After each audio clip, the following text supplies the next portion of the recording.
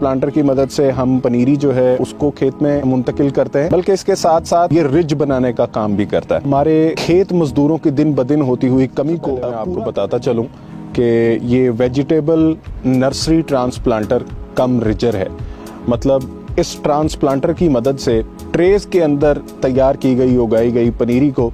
हम लोग निहायत आसानी के साथ ट्रांसप्लांट कर सकते हैं। ना सिर्फ इस प्लांटर की मदद से हम पनीरी जो है उसको खेत में मुंतकिल करते हैं, बल्कि इसके साथ साथ ये रिज बनाने का काम भी करता है। और इस मशीन को बनाने का मकसद ये था कि हमारे खेत मजदूरों की दिन ब दिन होती हुई कमी को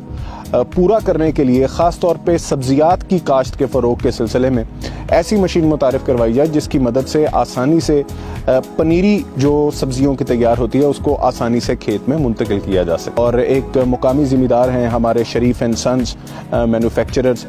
उनके ताउन से इसको हमने कामयाबी से बनाया है। इसका डिज़ाइन मुकम्मल तौर पे अमेरिका तैयार करता है और इस मशीन में पीछे दो हमें लोग चाहिए होते हैं जो कि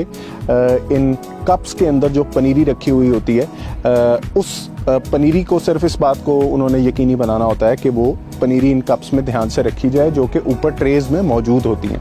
तो ट्रेज से पनीरी निकाल के वो खेत मजदूर जो हैं वो इन कप्स में रखते हैं और ये कप्स जो हैं वो ऑटोमेटिक सिस्टम के ज़रिए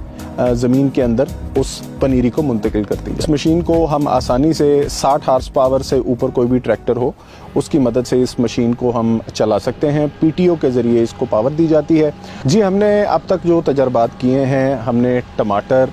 गोभी और मिर्च की पनीरी जो है उसका तजर्बा जो हमने किया है, तो इन तीनों सब्जियात की पनीरी जो है वो नहायत कामयाबी से ना सिर्फ ट्रांसप्लांट हुई है बल्कि उसकी अगाव का जो शरह है वो भी 95% से ज़ायद रही है, उसकी जो बढ़ोतरी हुई है कामयाबी के साथ। हमारा जो मॉडल जो कि इम्पोर्टेड था जिसकी कीमत इससे 4 गुना ज़्यादा है,